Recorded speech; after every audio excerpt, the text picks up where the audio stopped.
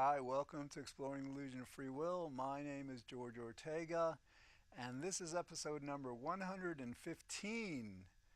It's No Free Will Off the Cuff number 9. What happens is I like to do these off the cuff shows every once in a while that are unformatted.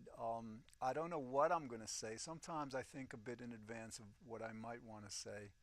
But I do these shows like one because like it's kind of interesting to kind of just like think this stuff through extemporaneously, see what I come up with.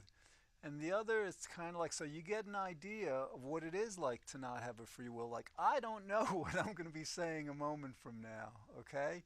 I will only know what I'm saying as I say it, okay? Maybe a thought will come into my mind a moment before, a few seconds before, and that'll give me an idea. But that's how our mind is, that's how our world is, and it's amazing. All right, so like as I'm saying this, the thought is coming to my mind that I was thinking about this before, and I was thinking actually a few minutes ago, about a minute ago, the thought came to my mind that, well, you know, in my life, when things are going like well, I feel good, I feel content, satisfied, whatever. I don't think about this issue of free will as much as I do when like I'm not satisfied, like when I'm not satisfied about the way things are going or stuff like that. Because that's when I say to myself like, because what happens is, all right, when you begin to understand that nothing in this world is up to us, and this doesn't just include human will, this includes like God, every motion, every bird that flies, every car, every particle, every drop of rain, every gust of wind, everything that happens is happening in a kind of like a clockwork mechanistic progression that it's moving from moment to moment. Everything is predetermined. Everything is happening in a destined, predetermined manner. When you realize that, you start to ask yourself, all right, fine. Life is just an amazing movie, that we're all deluded about because because we don't have no choice about this. The universe deluded us about this, just like it deluded us before about the world being flat and the world being motionless and the sun revolving around us. Okay, the universe does this for whatever reason, but that's the reality. We don't, we're not in control of anything. And like, so then, fine. If things are going well, who cares? Okay, you know, the universe is being good. But it's those times that things are not going well.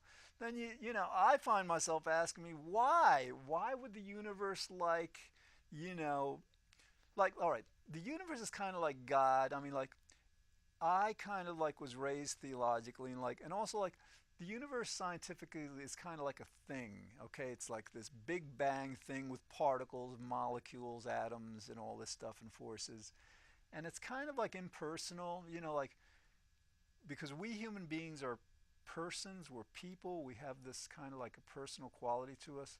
Because of that, I kind of like to I equate God with the universe. In other words, if everything that's happening now is the logical causal result of the Big Bang, then it's like the universe is all powerful. I mean, one of the definitions of God is that God is all powerful. God is omnipotent. So, if that's the case, all right, so the universe is God. But the question is like, you know, why why would God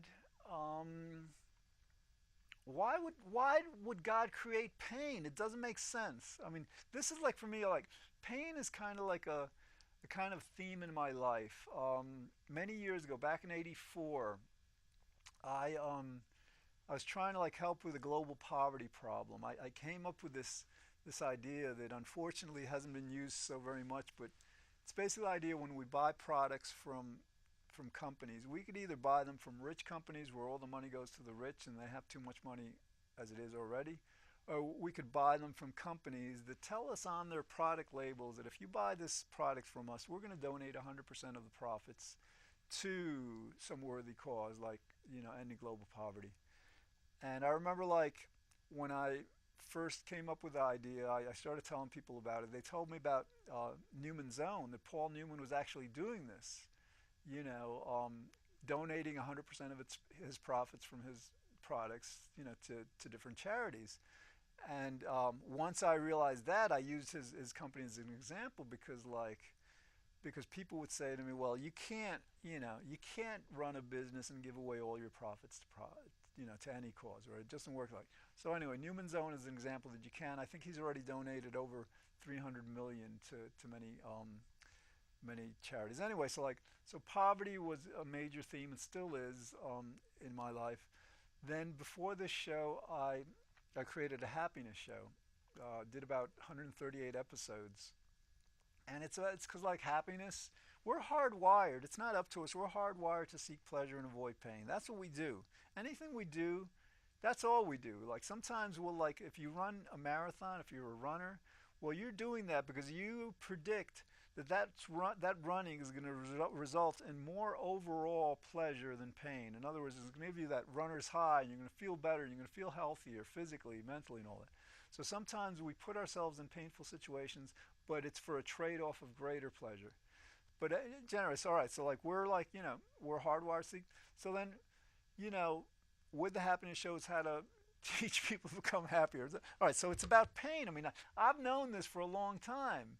And so, like, what I can't understand, and, you know, because, all right, I've been doing this show for, I don't know, this is like for 2 years, over 2 years now. And, like, I get why free will is an illusion. I get the different ways of understanding and explaining why free will is an illusion. I get the implications of free will being an illusion. But so now my mind naturally goes to, fine, all right, nothing is up to us. Who is it up to? What's it up to? You know, and then I say God, the universe, whatever. And then my question is like, let's say you were God, okay? Let's say you had a universe to create, and you could just, I mean, if you're God, if you're the universe, the Big Bang, I would imagine, I would hope you can create whatever you want. Now, having said that, again, this is like, these thoughts are just coming into my mind. So like, you know, I kind of like, all right, having said that, you know, the idea of a beginning to everything transcends logic. In other words, like, the Big Bang is the beginning of our scientific understanding of the universe. That's the first natural event over which we have any kind of knowledge. Okay? But, you know, we know that, you know, the Big Bang is the entire universe, all these like hundreds of billions of galaxies, each containing hundreds of billions of stars. All this stuff and the space and everything was compressed to a singularity about the size of a pea. Now imagine how much energy it would take to compress all that stuff into that small size.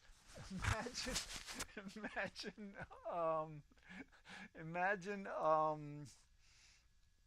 I'm glad ordinarily I don't have a monitor here in the studio. I usually turn it off, but I'm glad I turned it on because I just like noticed my collar or whatever. See, if I had a free will, I wouldn't have whatever. But anyway, so like, all right, so the universe is like this singularity, the size of a pea, but we know that all this stuff, you know, all this reality just didn't begin, you know, at the Big Bang 13.7 billion years ago. There must have been trillions, quadrillions, gazillions of years, you know, before the Big Bang, presumably, right?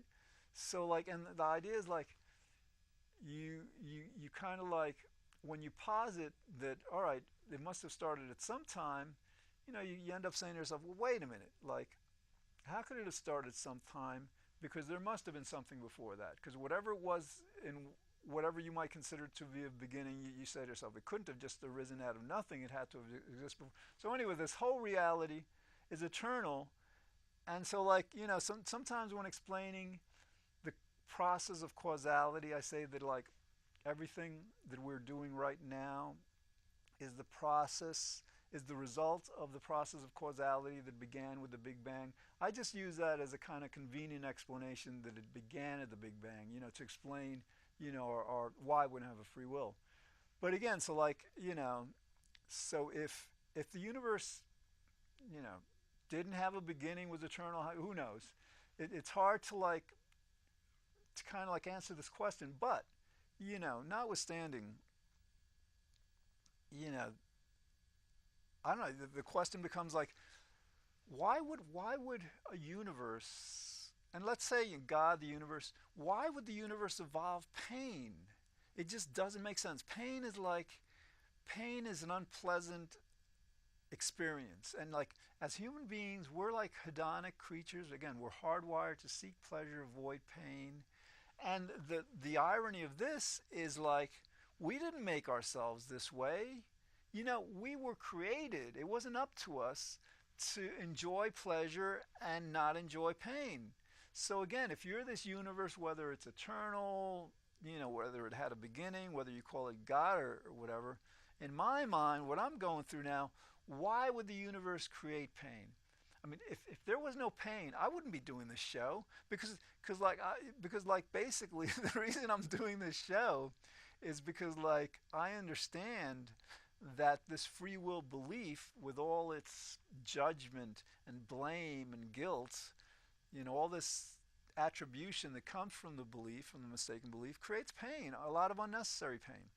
So, but again, the basic question is like, why would the universe create a species of creatures? And it's not just us, it's other animals, it's fish, it's, who knows what other, how far down in the evolutionary chain, organisms can experience pain.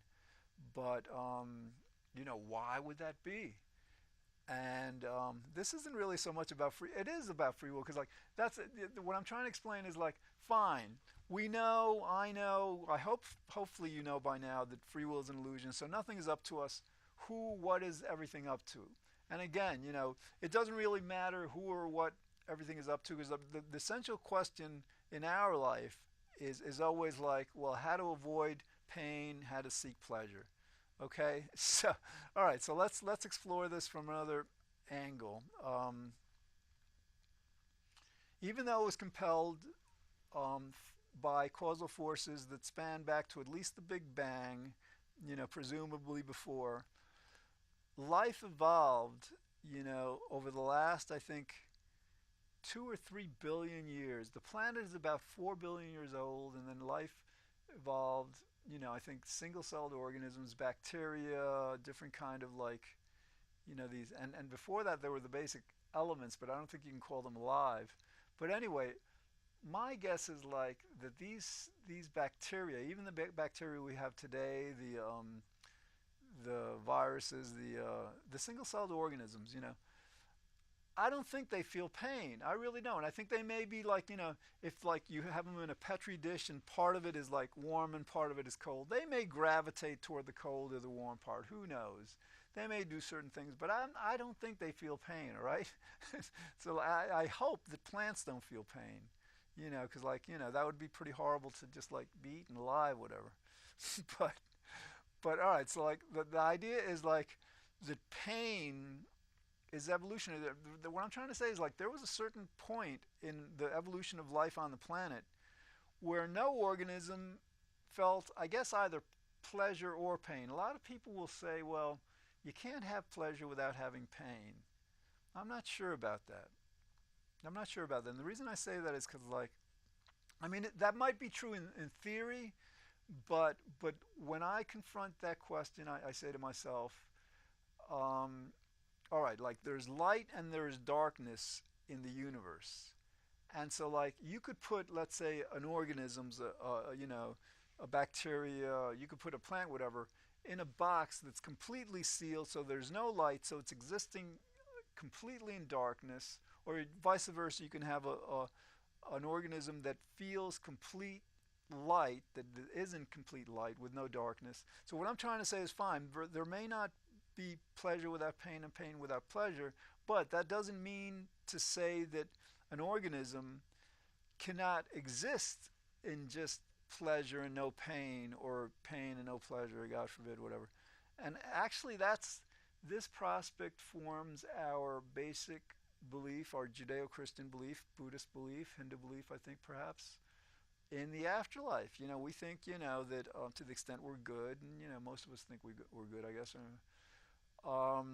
that we're going to go to this place where that everything is like blissful, that everything is paradise, that we're good all the time, and it's like, so I mean, what I'm trying to say is like, for this, for the afterlife, when we ask ourselves about the afterlife, we conclude that, yeah, in the afterlife, I can conceive of everyone like being like angels or whatever, living complete bliss, but it's impossible in this world. All right, fine. So basically what I'm trying to say is like, we can conceptualize living, at least not in this form, but in another form, in a completely blissful existence, which is really our goal, because that's, again, we seek pleasure, avoid pain. So the question becomes, what was in the universe's in God's mind to have created pain to begin with, or at least to have created organisms that began to experience pain? And I haven't researched this that much, but I imagine, I'm trying to wonder how far back in the evolutionary chain of life you have to go to come to the first organism that was capable of physiologically experiencing pain. I don't know. Anyway, so like this talk of pain is getting painful. But this is what I think about. What else am I thinking about? Okay. All right, this is the perfect example. My mind, my unconscious kind of like told me that it didn't want to like continue talking about this because it was feeling painful, whatever. And now I'm thinking about, well, what am I going to talk about? I've got about 10 more minutes on this show. And this is an off the cuff. Whenever this happens, the first thought is, well, I can talk about why this is happening. And because I've done this before. This is my 9th, off the cuff episode. And ordinarily, when this happens, the first thing I talk about is, see, this is the perfect example of why I don't have a free will. If I had a free will, I would know exactly what to talk about, at every moment of every day. Okay.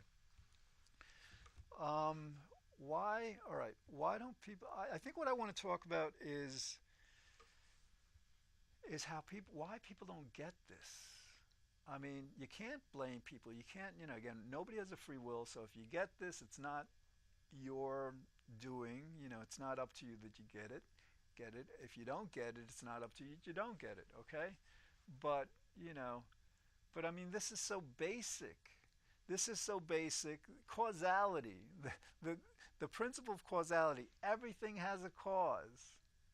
That is the complete explanation of why we don't have a free will. And it's so basic. It's like, if any decision we make has a cause, and if everything has a cause, the cause of our decision has to have a cause, and the cause of that decision has to have a cause, and the cause of that decision has to have a cause. And these causes, this chain of cause and effect, is going moment by moment back in time, because I'm explaining this momentarily, the causes, right? And you can explain it in terms of like the state of the universe, at the moment prior to your decision is what can completely be described as the cause of your decision, and the state of the universe before that completely caused that, and all that. So like, this is a very, very simple concept. You ask anybody who believes, does everything have to have a cause? Most people say yes. Some people will say, well, no, in quantum mechanics, some things are indeterministic. That's a mistaken interpretation of indeterminism. The quantum level, I don't want to get into this. The idea is like, everything has to have a cause. And the reason I don't want to get into it also, I don't have to, is because like, if you ask somebody, well, if everything has a cause, and they say no, then, if what we're thinking, saying, and doing doesn't have any causes, it's uncaused, we can't say it was caused by our free will. We can't say we're causing it. It doesn't have a cause. Okay, so again, why don't people get this? And like, the first inclination for people who believe they have a free will especially, is kind of like to hold people responsible. What is the matter with people that don't get this? But like, again, the more you work with this, you think about this, the more you say to yourself, what is the matter with the universe that doesn't allow people to get something so fundamentally basic? I mean, it's incomprehensible. It's incomprehensible. I mean, the universe, and why don't people get this? There's certain explanations. I've done shows about this. One is that we're conditioned, we're compelled, it's not up to us.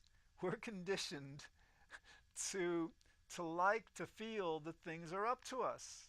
In other words, the universe compelled this delusion. The universe is making us feel this way because the universe makes us want to feel proud of what we do, feel responsible for what we do. The universe compels us to not want to feel like we're robots or puppets or automatons.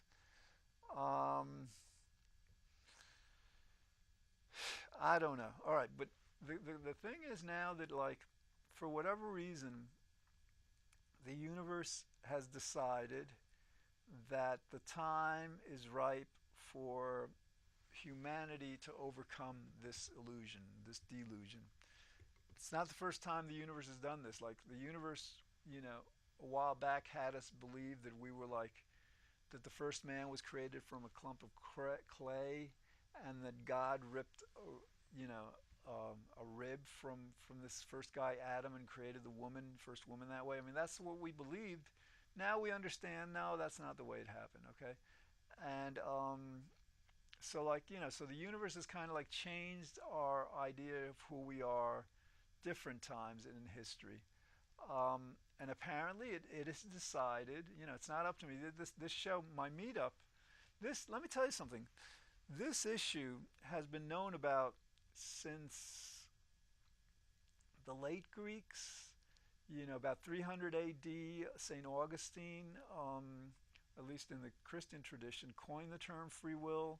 The Stoics, Greek Stoics had a different kind of conception of free will than we do, but they kind of explored it. But anyway, at least for hundreds of years, this has been debated, but it's generally been debated by philosophers.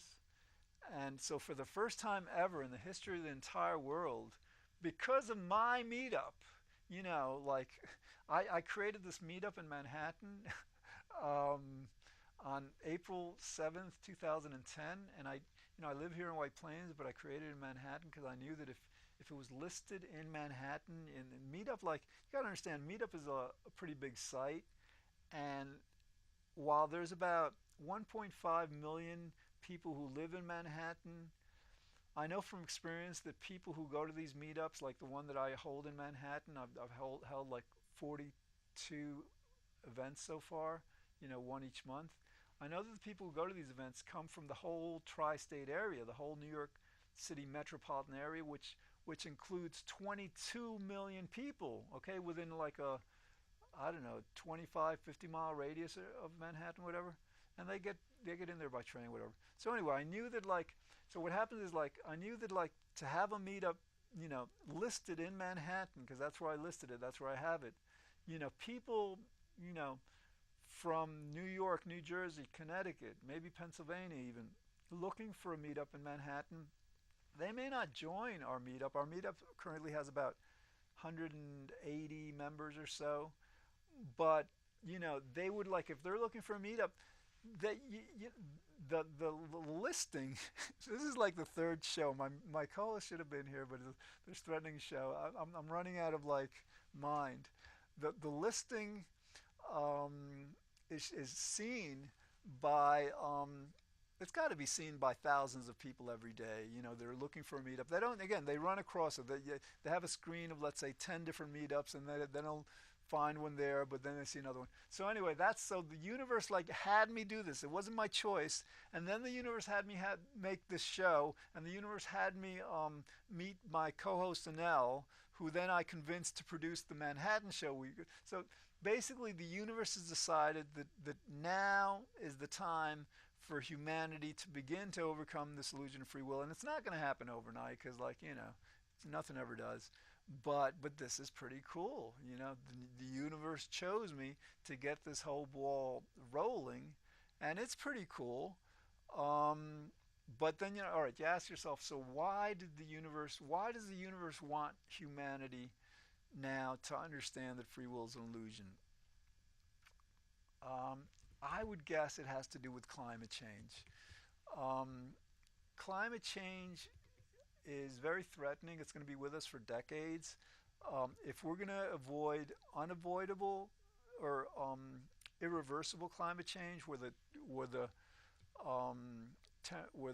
planet gets hotter and hotter, regardless of what we do, we have to reduce the percentage of greenhouse gases in the atmosphere from it's got to be below 2% of what they were over pre-industrial levels. And in order to get there, we have to reduce our greenhouse gas emissions by about 80–90% by 2050. and not only we're not reducing, we're kind of like, we've got a minute. We're actually by 1 or 2% each year increasing our emissions.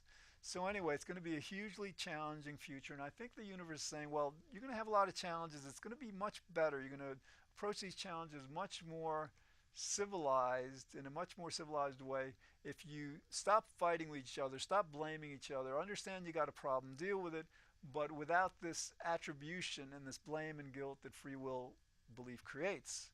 That's my guess. I don't know. All right, well, that's all we have time for today. Check out my website, Exploring the Illusion of Free Will, causalconsciousness.com. You'll see all these episodes, except I haven't uploaded the most recent, 20 for whatever reason. God, the universe makes me do things, it doesn't. All right, anyway, so I'll be here with my co-host Enel next week. Have a good day. Thanks. Bye.